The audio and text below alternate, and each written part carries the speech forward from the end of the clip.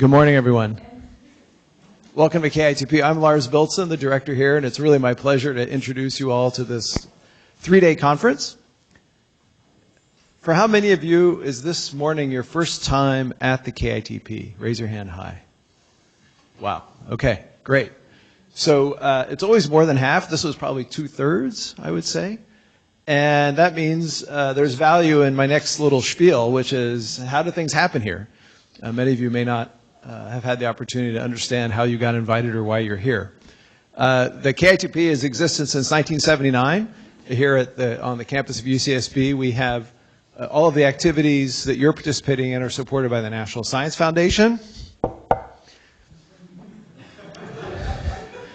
And we continue to thrive during these times, and I'm really welcoming all of you, especially those who are coming here internationally, that you're here with us. These programs are long events. This is a conference as part of what we call a program. The programs arise due to proposals coming from you, the community, that come to us, and we work with our advisory board every year to decide which things we feel are most ripe for progress. And by progress, it can be many things: new collaborations, new directions, responding to new observations or data or experiments, or responding to just new theoretical breakthroughs where theorists want to get together and argue, and there's no experimentalists in the room. That's not this event. We do about 20% of our activities are in this field of biology plus physics. It's something we've been doing now for about 25 years, and we intend to keep doing because we see it as a ripe opportunity for physicists and for biologists to come together. So if you have questions about how to propose for a program, right now we are about, in the next 2 weeks, we're going to announce everything for 26-27 academic year. So everything will be 2 years defined. We will be taking pre-proposals this fall for the following year, and if you have questions about that process, I'd encourage you to talk to myself. Mark Bowick is here, our Deputy Director. Mark, could you raise your hand? So Mark knows the process, and then former board member Ned Wingreen. Ned can describe the process. It's changed almost not since you were on the board. And who else in the room do I see? And of course, the coordinators of this program who've been through the process and can help you understand what it is. But we really work with the community to develop ideas that come to us, and sometimes often triggered by members of the board or ourselves here, at fields that we feel are really right. So welcome to the KITP. I hope you have a wonderful time during your time with us. Okay. Another tradition at the Institute is time for questions. So you will see the talks have a defined length and then time for questions. That to us is a very important part of what's special about being here, is that time to opportunity to ask questions. So our first session chair will set a wonderful example, Trevor, right, of keeping things on, because if it crashes in the first session, it's just a disaster thereafter. And that's because the speakers, later on are like, but the first person had more time. So of course it's a dialogue, but that's what we really welcome, and that's what we hope to have happen here. Everything's recorded. Those of you speaking should have also received instructions for uploading your talks, but everything pretty much is online within a few hours. So that means as well that when you ask questions, please use the microphones. So Trevor, you might want to draft some people to run around with the microphones. There's 2 on either side. So that the questions get recorded and heard. We also have Zoom. It's hard to tell if there's anybody out there rather than our staff, but it's available for those of you who maybe not feeling well tomorrow or whatever. Okay, speaking of staff, we have amazing staff at the Institute, so I want to start by, of course, acknowledging Claudia. Claudia, who's the conference coordinator. Claudia.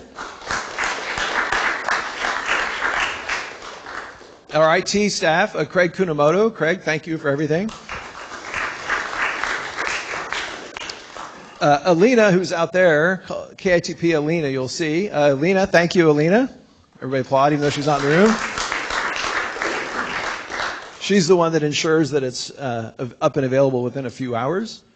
And if you have anyone you're bringing to dinner that we don't know about, for tomorrow, please see Claudia so she can collect the extra fee and change the head count. Okay, I really want to also thank the coordinators for all of their effort. All of you are here because of the efforts they've had over time, so let's thank all of them. You know who they are, but especially for the conference.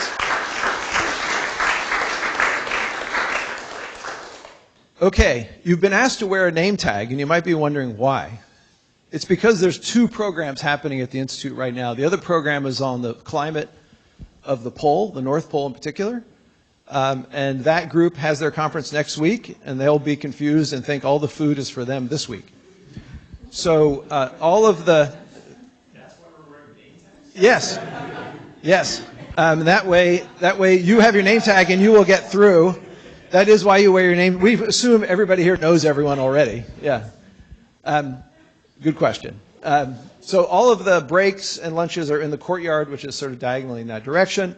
That's where we have the breaks, the lunches, and the dinner tomorrow night. And so please wear your name tag so that our staff will let you in and keep out the polar climate scientists. Okay, I think I have nothing more to say. I'm looking at Mark. Mark's usually good at reminding me if I forget something. We have a... Sorry? Yeah, shuttle. Everybody got here. Shuttle will leave today as on the calendar. And of course, we have a code of conduct, and we ask everybody to abide by it. It's primarily what you expect, which is respect everyone who's in the room at all times. Okay, I'm going to hand it over to David. Yes. Thank you. Thank you, Lars. Thank you for the introduction. I also wanted to welcome all of you in the name of the coordinators, Joel Joseph, Frank Jülicher, and Steph Weber, and myself, David Zwicker. And I can only tell you that we already been here, or some of us have already been here for like 3 weeks. We had many discussions. It was wonderful, actually.